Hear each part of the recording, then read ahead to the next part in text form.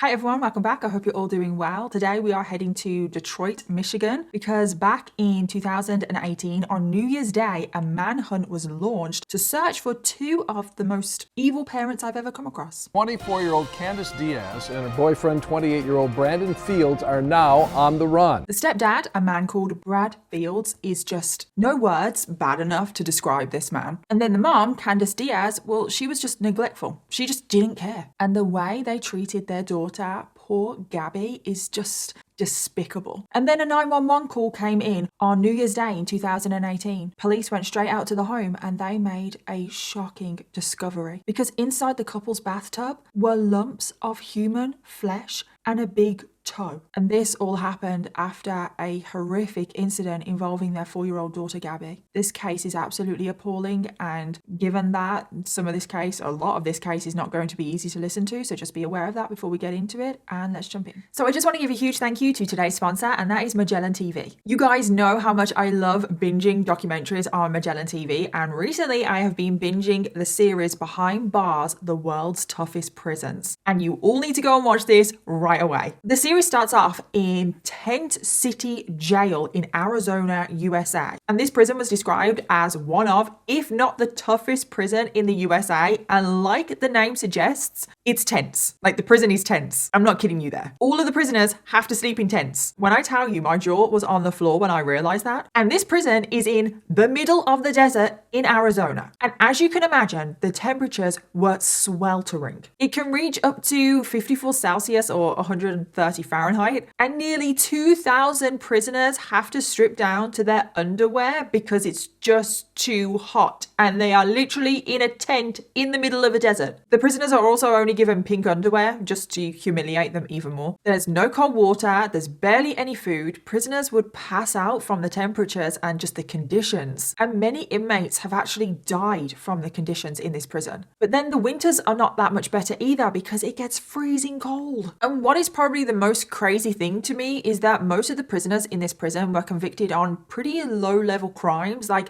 petty theft or just drug charges, and then they get sent to a prison that sounds like it shouldn't even exist in today's world. And the prison was thankfully shut down in 2017, but it's just crazy to me that that prison was in operation for 24 years. And there are even crazier stories from different prisons all over the world: gangs, violence, completely inhumane conditions, and drowning sex offenders in the prison pool.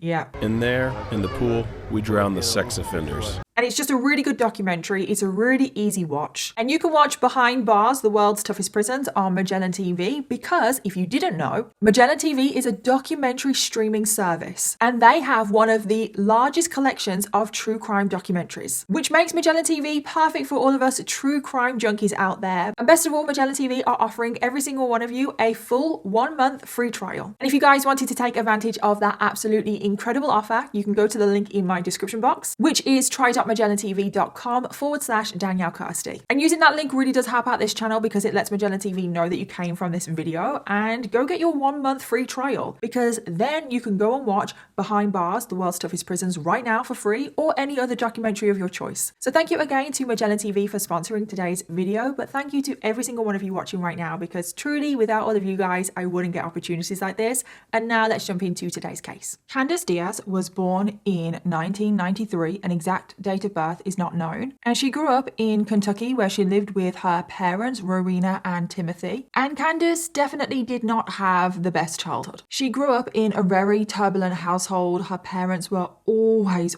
arguing, but her parents just didn't seem to care about her, wasn't interested, never paid her any attention. There was definitely neglect going on. And then when Candace was 4 years old, she was left in the care of her grandmother, who was an alcoholic, so that's obviously not the best situation for a child. But the grandmother also didn't have Candace's best interests at heart either. And what happens next, I just still truly cannot believe it. So one day, Candace's grandmother was at home. Candace was with her and her grandmother was smoking a cigarette. and her grandmother fell asleep with the cigarette. She never put it out. And the whole house went up in flames. And I don't know if it was a house. I don't know if it was an apartment. I don't know what the home was. I just know that the home went up in flames. And Candace's grandmother woke up because of the fire and she panicked and fled through a window, leaving her 4-year-old granddaughter Candace behind in the burning building. Yeah, you heard that right. The grandmother didn't even care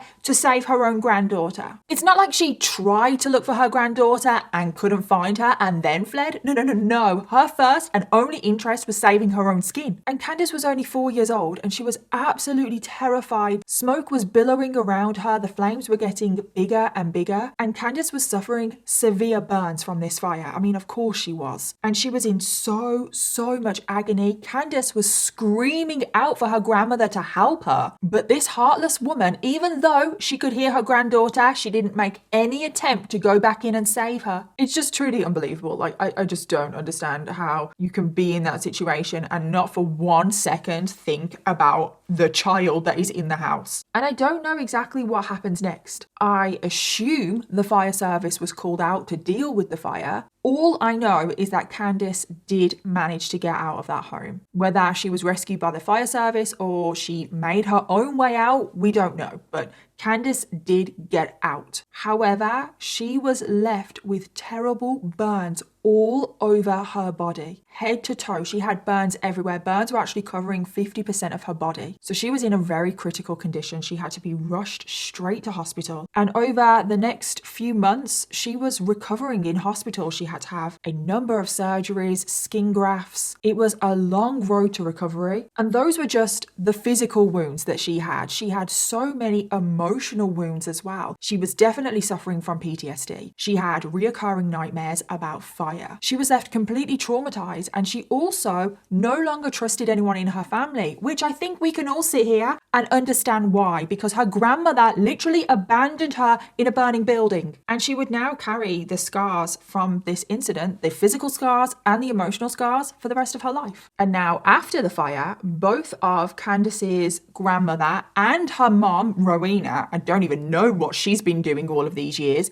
both of them were arrested. And they were charged with second-degree criminal abuse for allowing this to happen to their daughter and granddaughter, Candace. And they were both sent to prison for 12 months. And then Candace's biological dad also ended up in prison on an unrelated charge, nothing to do with the fire. So Candace was left in the care of just another relative. Now, whilst her mom and grandmother were in prison, neither one of them attempted to contact Candace ever. So Candace's own mother and grandmother, but in particular her mother, never tried to make contact with her daughter for the whole year that she was in prison. No phone calls, no letters, no visits. And because literally no one cared about Candace, the parental rights of Candace's biological mom and dad were terminated. And then when Candace was 7 years old, she was adopted by a family member called Cynthia Diaz, who was, from what I can tell, a really good person. And Candace, from this moment on, from the age of 7, had a relatively normal childhood. I mean, obviously she had a lot of baggage, a lot to get through, a lot of trauma, but other than that, she had stability, love, she had care. And now we skip forward to 2012 because Candace, she had a normal childhood, so there's not really much to note. And Candace is now 19 years old. And at this point, Candace and her adoptive mom, Cynthia, have relocated from Kentucky to Detroit, Michigan, which is where the rest of today's case takes place. And right now, I believe that Candace is still unemployed and living at home with her adoptive mom. And this is when Candace meets a man called Kyle Bennett, who was 2 years her senior, and they quickly enter into a relationship, and then within no time at all, Candace falls pregnant. And then on the 3rd of July 2013, she gives birth to a baby girl who she names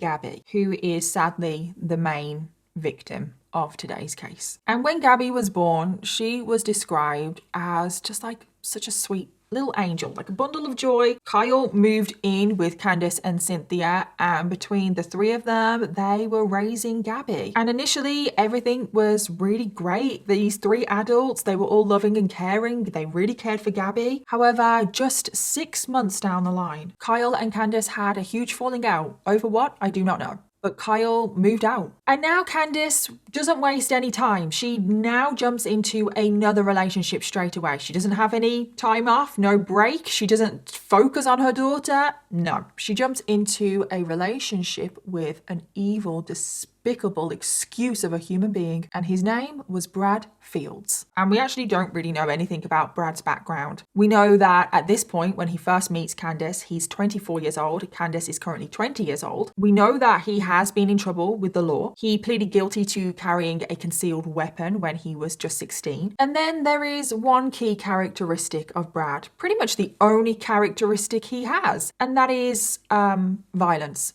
Angry. He's volatile and abusive. That's literally his character in a nutshell. Nothing good. No. Every relationship that he has ever been in, he has always abused his partner. And that was verbal and physical abuse. He would scream and shout at them, beat them up. He would make them obey him. He was just not good news, and everyone knew it. He did have a reputation. He was somebody that you stayed away from, especially if you were a woman. Brad also claims that he has schizophrenia, which I cannot confirm if he does or not. I know that he is on a ton of medication for various things that I don't know about, and he's also taking a lot of illegal drugs on top of that. So pretty much a recipe for disaster, mixing all of these drugs and medication together. So Brad is not the best person for anyone to be entering a relationship with, especially somebody that has a young child. So this is not good news. It's not. Candace should have realized that Brad should not be around her daughter. But did Candace put her daughter's needs before her own? I mean, even her own needs, she should not even be around Brad. But no, she did not care that he was a violent, aggressive person, not the best person to be around her daughter. No, she thought it was a good idea to jump into a relationship with him. And it wasn't long until Candace and Brad were spending pretty much all of their time together. Candace would go off gallivanting with Brad pretty much every day, every night, leaving her daughter Gabby in the care of Cynthia, the grandmother, the adoptive mom, but the grandmother. Candace would just disappear. She would go and stay at Brad's home, not really telling Cynthia where she was. She would just leave her daughter behind until eventually it basically became that Cynthia was the full-time carer. Cynthia basically became Gabby's mom. Every single day, Cynthia would care for Gabby, feed her, clean her, put her to bed, take her to doctor's appointments, anything that she needed. Basically just doing what a parent should do. And Candace didn't care about missing out on all of these things of having a child. Candace didn't care that she missed when her daughter started walking. Candace's whole focus was Brad. He was the only thing that was important. And eventually Candace moved in full-time with Brad, leaving her daughter behind with Cynthia. And to be honest, that was probably the best decision. That is great. Please, leave Gabby there. Just don't mess with her. Go off, do your own thing if that's what you want to do, but leave Gabby out of it. And now that Candace is living with Brad full-time, guess what starts to happen? Brad starts abusing Candace. Because when Brad was around Cynthia, he was on his best behavior.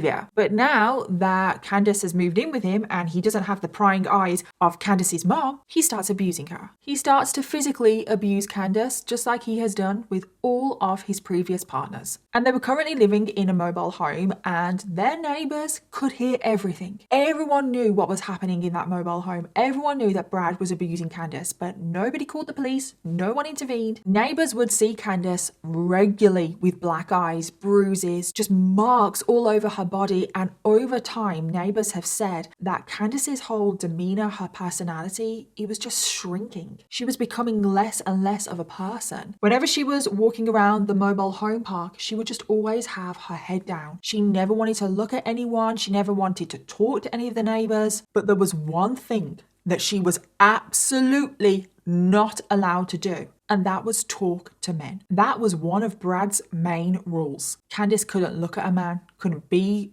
around another man, couldn't talk to another man. Literally, if a man came into the same room as Candace, Candace would actually have to physically get up and leave. Even if this other man didn't even look at her, she would have to leave. She was forbidden to be around any other man apart from him at all times. And I'm like, wow, what century Where are we living right now? He had complete control over Candace. And if she ever went against any of the rules that he had, he would physically abuse her. And this abuse goes on for the next 2 years. Candace is trapped in this abusive relationship. Meanwhile, her daughter Gabby, because don't forget about Gabby, Gabby is being raised by the adoptive mom, grandmother Cynthia. Gabby is now a toddler. She's 3 years old and Gabby is thriving. She's 3 years old now, so she's got her own little personality. She's walking, she's talking, and Candace would occasionally go over to visit her daughter, but she just didn't care. If I'm being completely honest, she was probably just going over to visit her daughter Gabby to get away from Brad. There were even very rare occasions where Gabby would go and stay in the mobile home with Candace and Brad, which, as you can imagine, was not a good environment for Gabby. And I can only imagine that Cynthia didn't realize how bad the situation was. Otherwise, she wouldn't have let Gabby go and stay. She wouldn't have. So even though Candace has pretty much zero interest in her own daughter Gabby, what does she decide to do? Fall pregnant again. I can only imagine the pregnancy wasn't planned, because why the hell would Candace and Brad want a child? But having a child with Brad, but they decide to follow through the pregnancy, and the couple now make plans to welcome another child. Well, technically Brad's first child, but another child in this situation. Why? But are things smooth sailing? No. Because as soon as Candace announces her pregnancy, she's around 9 weeks pregnant, Brad flies off the handle. And I don't know why he flies off the handle. Was it because Candace was pregnant? Was it due to an unrelated matter? Was he just angry? Because he was just angry all the time. Who knows? Your guess is as good as mine. But Brad flies off the handle, and the situation is worse this time because he has a gun. He starts waving this gun around, saying that he is going to shoot Candace. Yep, you heard that right. He was also screaming that he was also going to shoot himself. He then went up to Candace and started punching her multiple times over and over and over in the head. Candace actually reached for her cell phone to call for help, call the police, and Brad snatched the phone off of her and destroyed it so she couldn't use it. And I need to give a trigger warning right now for animal abuse. Brad takes the gun and he turns it on the dog that they have and he shoots the dog in the leg.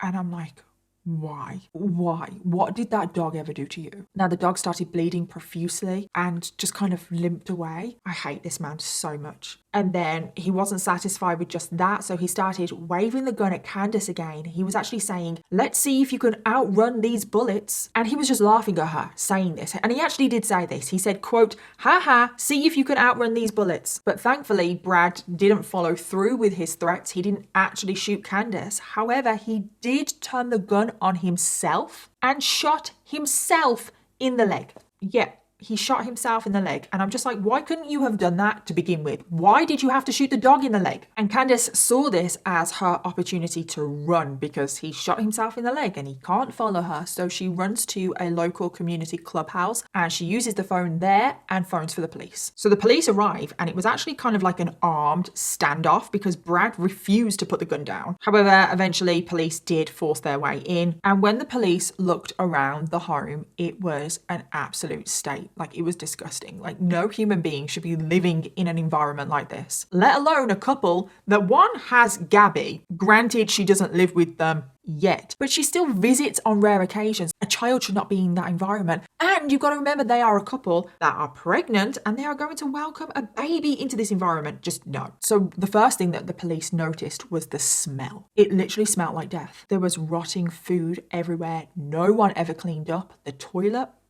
There were stacks of dirty dishes. There was just garbage everywhere. Things were moldy. There were insects and probably rodents. They also had a pet rabbit as well as a dog, and it was very clear that no one looked after this rabbit because there was just like the wood shavings in the cage thing that hadn't been changed in a very long time, and there was just urine and feces everywhere from the rabbit and the dog. It was very clear that no one let the dog out to go to the toilet. And if you're wondering what happened to the dog, I don't know. I tried to find out because I knew you would all want to know, and I want to know as well, and I can't tell you, I don't know. However, I do know that they still have a dog later on in this case. Whether it is the same dog, I don't know. I assume it would be, but I just hope and pray that that dog survived. The police also found multiple crack pipes, a gas mask, prescription drugs, illegal drugs, and a prescription drug like fill out form pad thing. So the couple could write their own prescriptions, which is obviously completely illegal. They also found several knives, ammunition, a taser gun, and several guns under floorboards. And I imagine that all of those guns were probably in possession illegally. And in fact, one of the guns, the serial number on the gun had been completely filed down, which is a felony. So the police arrested Brad. They also took Candace in for questioning. And Candace said that her boyfriend had schizophrenia and he wasn't taking his medication. And she thinks this is why he had this outburst. But Candace, other than that, she wouldn't say anymore. So the police sent her home. They also sent Brad home pending investigation. But then just 3 days later, Candace returned to the police station and said that she was dropping all charges. And it's very, very clear. The fact that the police released Brad, it's clear that Brad convinced Candace to drop the charges. Brad was also sat in the parking lot of the police station the whole time that Candace went in to withdraw all the charges. But not just that, Candace also confessed that the gun that the serial number was filed down on was her gun. It was her gun, it was hers alone, had nothing to do with Brad. So because of this, she was charged with a felony, but because it was her first offense, she was given 2 years probation. Whereas Brad, because he has had trouble with the law, he probably would have gone to prison. And Brad just got away with this whole shooting incident, and it just is unbelievable. And now we get to later on the same year. We are now in December of 2016. Candace gives birth to another baby girl, and her name is Zoe. Zoe goes home to live in the mobile home with her parents, Candace and Brad, and this place, it's no place for a child. The home is still absolutely disgusting. No one cleans up. No one bothers to take out the trash. Nothing. There's just moldy food everywhere. But now we skip forward another 9 months when another very significant thing would happen in today's case. And this involves Gabby. So Gabby is currently 4 years old, and for her whole life pretty much she has been living with her grandmother Cynthia, and she's been thriving. Gabby is happy, she's healthy, and she's had pretty much nothing to do with her mom Candace for her whole life, which was a good thing. And Cynthia cares so deeply for her granddaughter. Gabby is given everything that she needs, everything she wants. She is cared for so deeply. She is loved so much. Gabby has such a healthy, stable life with her grandmother Cynthia. She loves reading, colouring. Her favourite movie of all time was Frozen. And in an ideal world, Gabby would have stayed with Cynthia. Cynthia actually wants Gabby. Cynthia loves Gabby. This is the best place for Gabby. However, there was a problem. Gabby was now 4 years old. She needed to be enrolled in preschool, and Cynthia was not her legal guardian. Her mom, Candace, was. So because Cynthia is not her legal guardian, she cannot enroll Gabby into preschool. The only person that can do that is her legal guardian, which is her mom, Candace. So now in September of 2017, Gabby is forced to move in with her mom Candace and her evil boyfriend Brad. And this absolutely broke Cynthia's heart. All she wanted was the best for Gabby, but the state wouldn't allow Cynthia to keep Gabby because she was not her legal guardian. And because this was the only way to get Gabby into preschool, Gabby was sent to live with her mom Candace. And because of this would now lead to devastating consequences. Because as soon as Gabby moves in with Candace and Brad, they start treating her appallingly. And this happened right from the get-go. And we have to remember at this point, Candace and Brad also have a daughter of their own, 9-month-old Zoe. But the difference between Zoe and Gabby is that Zoe was Brad's biological child. And therefore, Gabby was seen as an unwanted outsider. Gabby was the problem child. She was a burden. They didn't want her. And because Gabby wasn't Brad's biological child, Brad absolutely despised Gabby. And so Gabby started to get punished for the smallest things, and she's only 4 years old. And I need to warn you now, pretty much the rest of this case is not going to be easy to listen to, because it started off with Brad and Candace sending Gabby to her room completely alone, isolated for hours at a time. And then they started to withhold food from Gabby. Gabby quickly started to lose a ton of weight. They would also force Gabby to take cold showers, and sometimes they would even force her into ice baths. And it didn't take long for the abuse to start becoming physical. Both Candace and Brad would physically abuse Gabby, and Gabby would be covered in bruises from these attacks. And you might be thinking that Brad is the one behind all of this. He's the driving force, he's the ringleader, he's the bad one. However, Candace was fully complicit in the abuse. She participated, she encouraged it. There were often times when Candace wasn't even in the home, so it was just Brad looking after Gabby, and I think we all know how that went. And Brad would start texting Candace about all of the bad things that Gabby had done. So Candace would actually message back saying, quote, "Well, beat her ass. Give her a good beating for me." It's almost like Brad was asking permission, and Candace was like, yeah, go ahead, beat her. So this abuse goes on for a few weeks, and then there is a new thing, because Gabby starts having a lot of toilet accidents. I mean, she's only 4 years old, so this is obviously going to happen, but it was happening more than ever. She would wet the bed, she would soil her pants, she would sometimes urinate uncontrollably, and this had never happened before. But because of the abuse, because of everything that they're putting Gabby through, this is Gabby's body reacting to the trauma and the stress. But because she was soiling herself a lot, Candace and Brad would punish her for this. But then the more they punished her, the more accidents she had. So then they would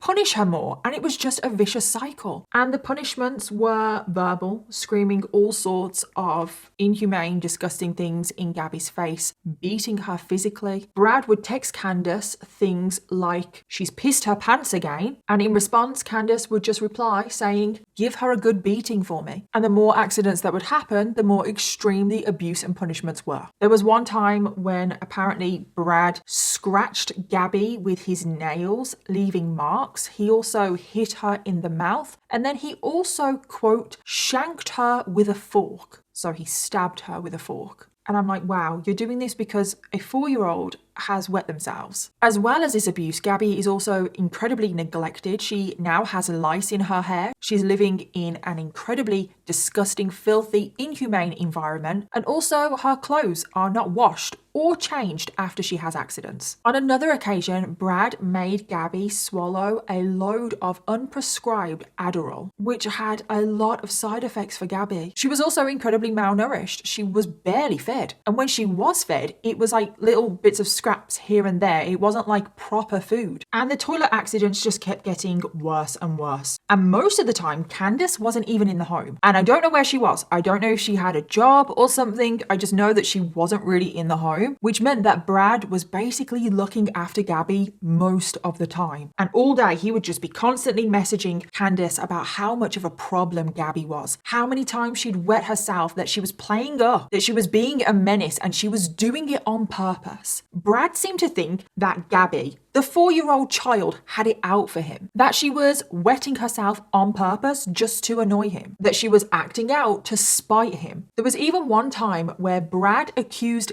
Gabby of her throwing her own feces on him, and I don't think that happened. But if it did, he deserves it, but I don't think it happened. And in response to Gabby apparently throwing her feces on Brad told Candace in a message that he was going to, quote, drown Gabby in his own urine before forcing her to, quote, eat his own feces. Why does anyone's mind go there? Why would anybody say that they want to drown a child, drown anyone, but a child in their own urine? Like, whose brain goes there? And then on top of that, Brad wants to make Gabby eat his feces. And I have no idea if Brad actually did this. I can only pray that he didn't. However, unfortunately, I wouldn't put it past him, but I don't know if it did happen. And again, he was just always messaging Candace that he was going to beat Gabby because of all of her misbehaving, because she wet herself. And Candace would be there on the phone, texting back straight away, encouraging it. At this point, Gabby was actually going to school. Remember, that's the whole reason why she's living there in the first place. And I just think that's crazy, because she's going into preschool preschool and she looks dirty. She's got bruises over her. And surely the teachers noticed. And I don't know if they ever reported anything to social services or anything like that. But if they did or they didn't,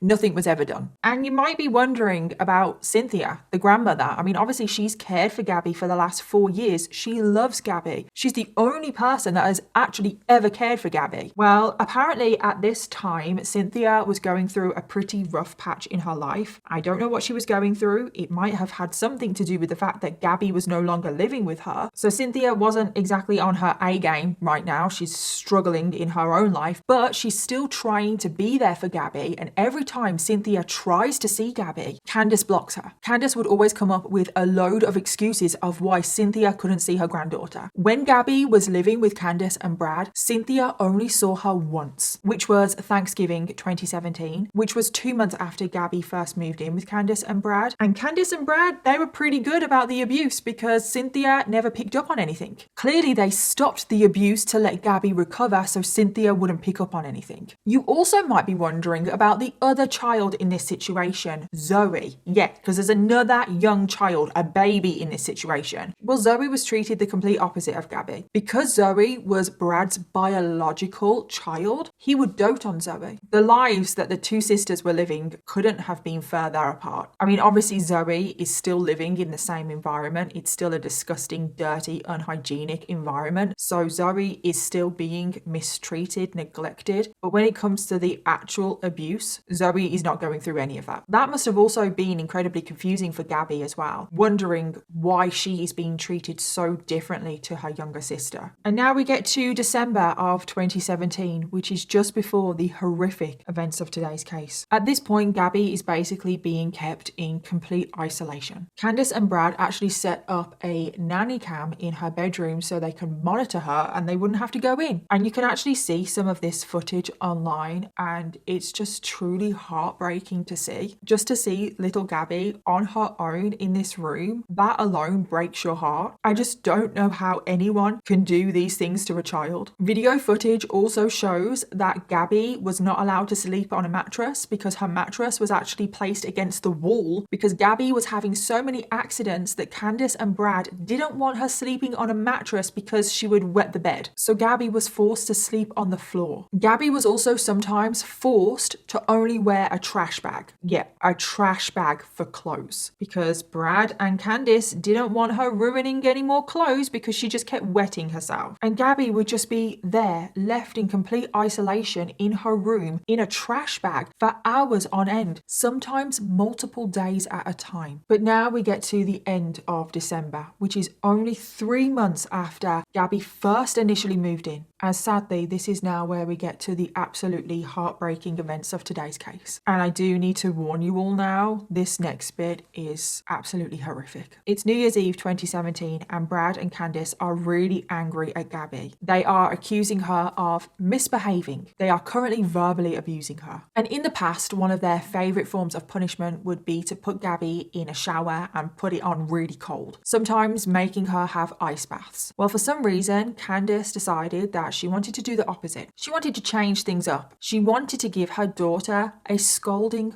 hot bath. So Brad and Candace forced Gabby into a bath of boiling hot water. They literally forced Gabby into this water, and as soon as her skin even touched this water, she started screaming out in pain. But they made her sit in this bath, and it took no time at all for Gabby to start suffering severe burns on her body that was in the water. And if you remember, this is what happened to Candace when she was a child. Remember, she was abandoned in a burning home and she suffered extreme burns all over her body. Well, now Candace almost wants to inflict the same kind of pain on her own daughter. After a while, Gabby was removed from the bath and then she was just sent to her bedroom with no treatment, nothing for the burns at all. She just had to sleep it off. And I can only imagine how extremely painful and uncomfortable that night's sleep would have been, especially because she's not even allowed a mattress. She has to sleep on the floor. And then the next morning, Gabby woke up and she was complaining about the burns on her body. And Candace was outraged. She couldn't believe her daughter was complaining about the burns. So in response to Gabby complaining about her burns, Candace said that she would have to run her another bath and clean off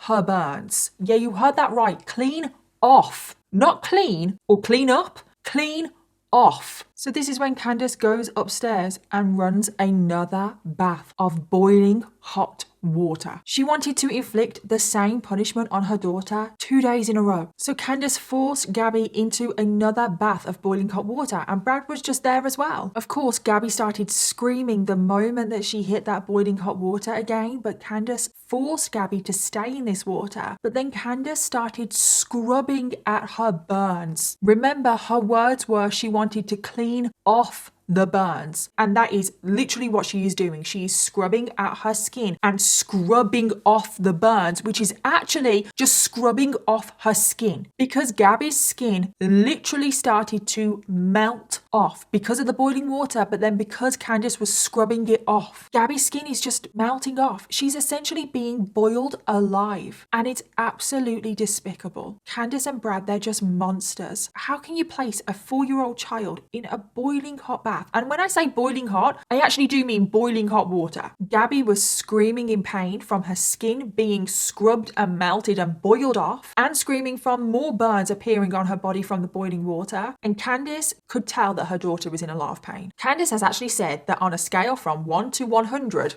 pain level, she thinks her daughter was at 99. So even though she thinks her daughter is at 99 level of pain out of 100, she still carries on. She just kept scrubbing away, and Gabby was screaming louder and louder. Brad was actually getting annoyed at the screaming, and Brad actually said to Gabby that she should shut up, and he was encouraging Candace to keep going. Candace then put her hand over Gabby's mouth, and I assume she is doing this to stop her from screaming. However, now Gabby is unable to breathe. She was suffocating and burning at the same time. But Candace just kept going with her hand over Gabby's mouth. She just kept scrubbing away at her skin, and more of Gabby's skin just kept melting off. But then Candace also started pulling out Gabby's hair. And I have no idea why she started doing this, but she literally just started yanking out Gabby's hair, and clumps were coming out. And then at some point, and I truly don't know how this happened, but at some point Gabby's big toe also detached from her body. And I can't even wrap my head around that.